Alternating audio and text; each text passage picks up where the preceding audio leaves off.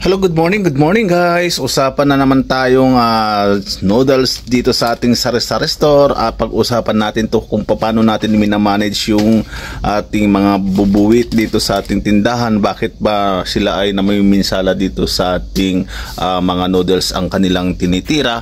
So ganito yung ating diskarte guys. Kaya hanggang ngayon ay hindi pa tayo na pinapasok ng ating mga kaibigan dyan. So ganito tayo mag-stock ng ating noodles guys. Mayroon tayo ditong mga payless na big. So ganito lang tayo mag-stock ng ganito karami kasi ang noodles naman ay hindi siya masyadong nawawalan ng stock sa ating mga ahente, kaya tayo ay nakakapag-refill lagi-lagi ng every week naman pumupunta yung ating ahente. So mayroon tayo, ito yung mga mabenta dito sa atin. Ito yung mga homey beef. Ang benta natin dito sa homey beef ay 11 pesos na guys ang ating benta dito. Mabenta ito sa atin. So at saka mayroon din tayong chicken na homey beef. So kung mayroon tayong homey ay mayroon din naman tayong tinatawag na Lucky Me. Kung may chicken siya, tapos may beef din yung ating Lucky Me. Minsan ang naano lang tayo dito sa ating mga noodles kapag mayroong mga bagyo. So pag may mga ayuda ay hindi to gumagalaw kasi napakadami ang ating mga ayuda sa barangay. So mayroon din tayong ramen. Ito ay mabenta rin. Mabenta rin yung ating ramen na seafoods na spicy. Paborito ito ng mga kabataan guys. So ito yung ating mabenta dito sa ating. Meron din tayong ramen na seafood na creamy. So napakasarap to, paborito ko rin ito. So isa sa mga pinakamabilis na fast moving dito ngayon ay yung ating Pancit Canton Calamansi. So ito yung mabenta to. Saka itong ating Pancit Canton na sweet spicy. So eto guys, nung una ako dito sa tindahan, tip ko sa inyo, box yung ating kinuha dito. So napakarami akong noodles dito, lalo na yung Pancit Canton na yung original na yellow, yung hindi siya yung yellow nung talagang walang lasa na Pancit Canton. So box yun, hanggang inabot ako ng na-expire na ako guys ng isang box. Kaya ganito na lang ako umorder. Hindi siya maramihan kasi halos linggo-linggo naman siya pumupunta yung ating ahente. Ito mabenta rin itong cup noodles ngayon dahil magtataglamig na naman. Kailangan ang cup noodles sa atin na may benta tayo.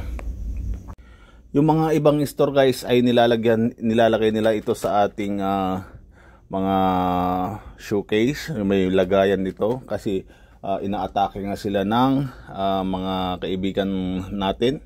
So sa akin kasi itong store ko ay close kaya hindi sila makapasok dito sa ating tindahan. So ganun yung ating diskarte guys ko. Pag magtayo ka ng tindahan, siguraduhin mo na yung pwesto mo ay hindi sila makapasok. So ang mga paborito nila atakihin ay yung mga ketchup, chichirya. So mga chichirya natin guys ay ito. Hindi naman talaga sila makakapasok kasi mayroon siyang showcase. So kapag may pinasok ito ng mga mababait, asahan mo gabi-gabi yan may titirain silang ngangat-ngatin. So gabi-gabi ka rin malulugi. Tuwing umaga titignan mo ngangat-ngatin nila yan.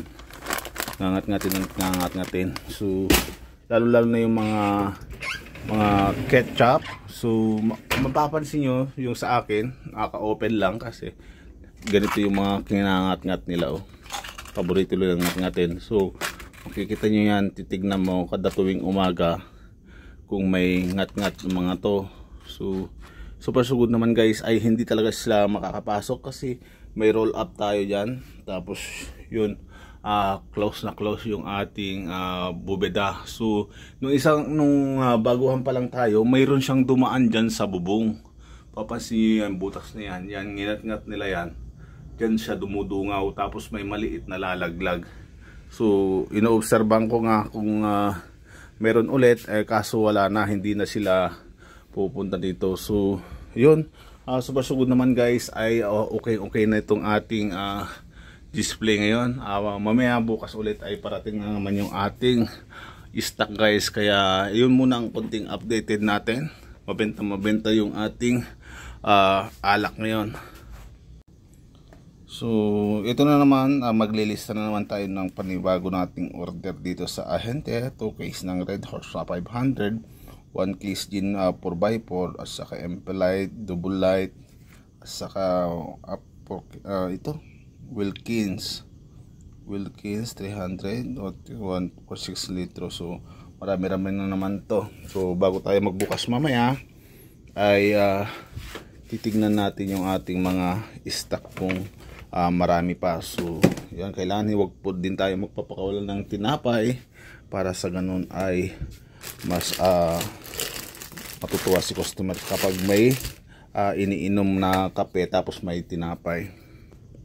Para dun sa nagtatanong about it, yung chiller nila kung bakit nagmo-moist ito, so sa akin talagang nagmo-moist din, at talagang ano yan, normal talagang magmo-moist yan, lalo na kapag umaga ay talagang magmo-moist yan. So ang gagawin na lang natin dito ay pupunasan na lang natin. So hindi po talaga yan, normal po talaga yung chiller na nagmo-moist. So tuwing umaga ay pupunasan na lang para hindi siya para makita yung paninda dyan sa loob.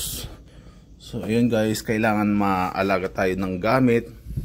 Yung ating chiller ay titignan natin kapag umaga kung punong-puno na bago natin siya iwanan. So super good naman itong ating chiller ay okay naman yung performance niya. Dito sa loob ay nag-a-ice din. Kapag sobrang lamig na ay nag-a-ice din talaga guys, kasi gusto ko malamig na malamig yung ating paninda. So nakasetting na tayo guys ng ating pipe. Kapag ganyan na ng malamig na ay ibabalik na natin to sa 3. Ito babalik na natin sa 3 guys, kasi napalamig na ng husto yung ating mga palamigin.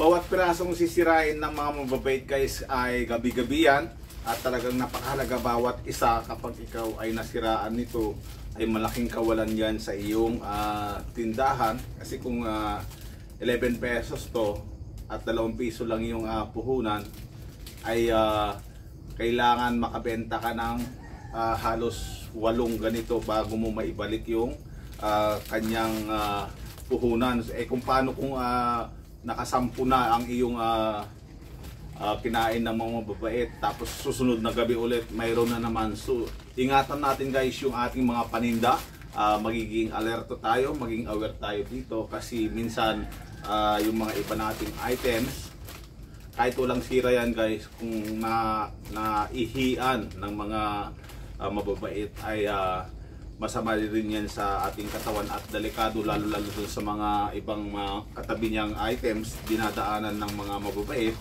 ay talagang hindi po yun safe. So ayun lang guys ang ating gustong iparating sa ating kapwating kasari, lalo na dun sa mga pagbuhan. I-secure natin yung ating tindahan, at siguraduhin natin na walang makakapasok na ating mga kaibigan, kasi napakamahal po ang mga kanilang sisirain kapag sila ay nakapasok. So ayun muna guys ang ating update dito sa ating tindahan. Magkaroon po tayo ng pag-iingat, mahalin po natin yung ating negosyo, dahil dito po tayo ay kumikita, at kailangan natin siguraduhin guys na tayo ay magiging panalo lagi. So yung mega shout out sa lahat ng ating mga viewers, mga subscribers dyan, lalo yung mga OFW na nanonood dito sa atin, lahat ng mga nakatutok at sumusubaybay dito sa ating YouTube channel. Mega shout out sa inyo. Hanggang sa sunod na ulit na vlog natin guys. Bye!